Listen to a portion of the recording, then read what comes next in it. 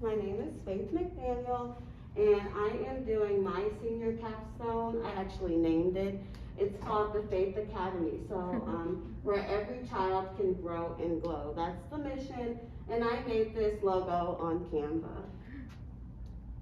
So, before I begin in the project, I'm going to talk about a little bit about the project, the purpose of the project, how I prepared for the project, courses that I took, and things that have just helped me in general. So, the Faith Academy is an early childhood development center which not only focuses on the importance of children, but focuses on the importance of the staff. So, I did two parts of my project. The first part was an employee handbook. So in the handbook, it's very, very detailed. We're talking about our mission, we're talking about policies, payroll, attendance, benefits, and the rules and regulations for the Faith Academy. So when the staff gets hired, they will have a meeting with either the owner or the director, and they will go over the handbook. So if they have any questions or anything, we will talk about it in the training so nobody will get confused. We're gonna make sure that we go over every single thing possible. And when we're done, you will sign a sheet of paper saying that you understood everything that you read. So, the second part of my project is a childhood development guide for teachers. So when you're working in a daycare, there's infants, there's toddlers, and then there's preschool. So you have to know what you're doing. It's imperative. So in the guide, we will be talking about your role as a teacher in the classroom. So if you're the infant teacher, I will specifically be talking to you about how it is being an infant teacher, what an infant child needs, and just recommendations and tips to help you build a relationship with your student, a very healthy relationship. So the main purpose of the handbook is so that staff understand what's their role. There's a lot of times in a daycare where a lot of staff, they don't understand what's going on. The training is really, really short. The handbook says nothing about what's going on. And I want to ensure that I give a very informational handbook so that nobody is confused. So if we have to spend a week talking about everything, that's fine. I just want to make sure that everybody knows their role and their expectations with working with children. So for the guide, the main purpose is to know the child development of the age group that you're working with. So like I said before, it is very important that teachers are always building a relationship with those students. If you don't have a relationship with your students, it's very hard to understand them. Every child is not going to be the same, so you have to know the development of a child. If you have a child with disabilities, you need to know what that looks like. It may be different from having a child that doesn't have a disability.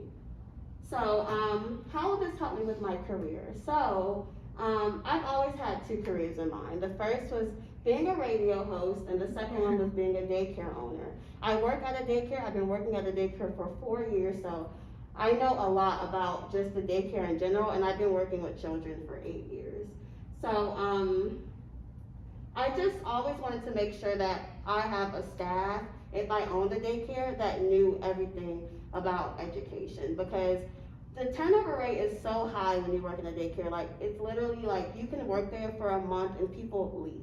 So I don't want that. If I ever own a daycare, I want my staff to want to be there, know what's going on, understand the child development, and just be really good to the kids. And so important tasks I took to complete this. Like I said, I worked at a daycare for 4 years. So I went back to all the handbooks that I had. I've only worked at 2 daycares, but they always updated their handbook. So I went back to the handbook that I originally got, the updated ones, and I was like, what's missing in these handbooks? Like, there's a lot of stuff that's missing. There's a lot of stuff that was unclear, and I wanted to make that clear in my handbook. So I was like, it was just like, that was really what I used the most.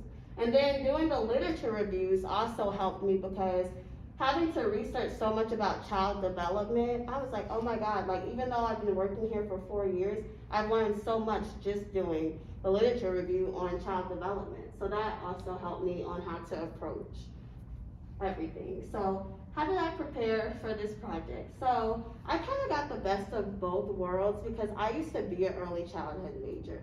So at UNG, I did get an associate's in early childhood.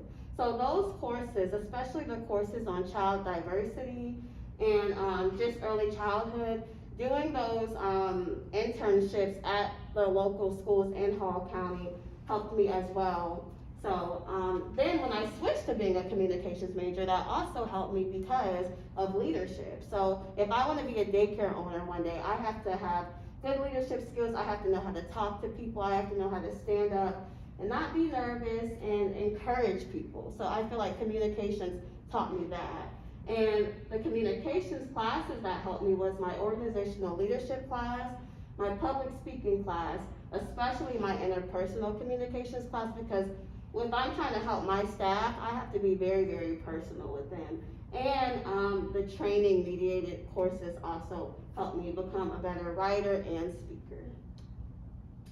So in conclusion, I just want to take away that when I do become a daycare owner one day, I want everybody in my building to know and love what they do.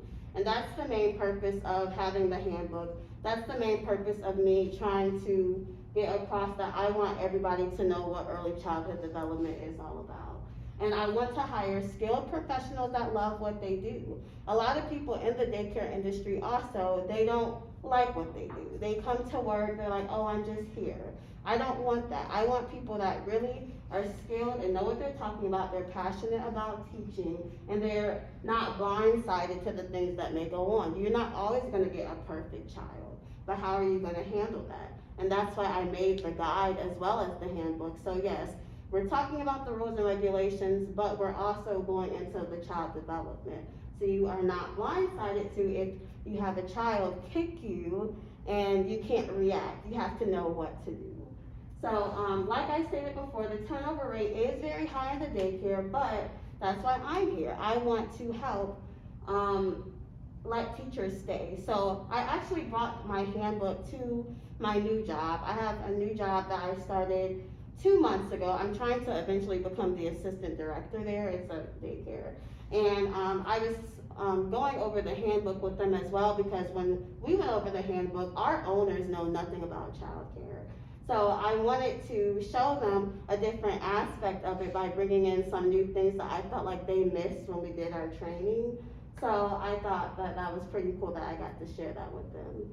So this project has really helped me a lot, because I really never thought about the things that I wanted to do as a daycare owner. I just was like, okay, I'm gonna invest a little bit of money in this, and that's it. But when I did this handbook, it made me realize there's so much more to this than just investing in a daycare.